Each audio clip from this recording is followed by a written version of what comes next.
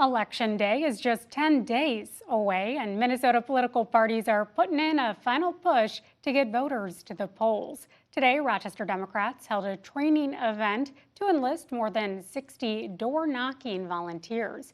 KIMT News 3's Evan Berg. Here's how Republicans and Democrats are doing their best to talk with voters face-to-face.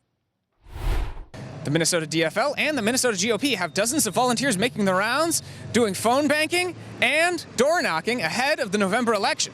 There's a lot of data that shows us that when you ask people to vote, when you invite them, they're much more likely to vote. And I think one of our secret sauces in Minnesota is that we are so good at organizing people. And with people as you've been going around talking with them this year?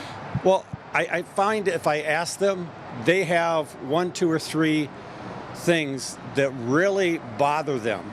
According to the candidates on both sides of the aisle, door knocking is a great chance to chat with voters about issues no matter what side of the aisle they're on.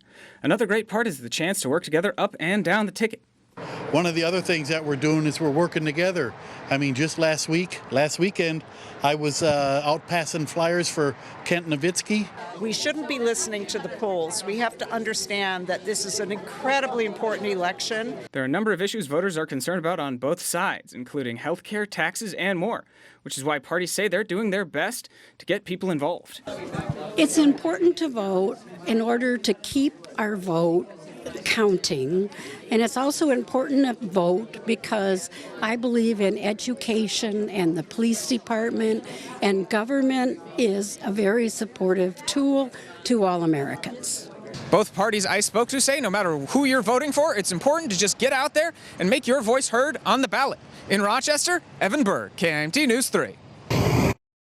As a reminder, there is currently absentee by mail as well as in-person voting in Minnesota.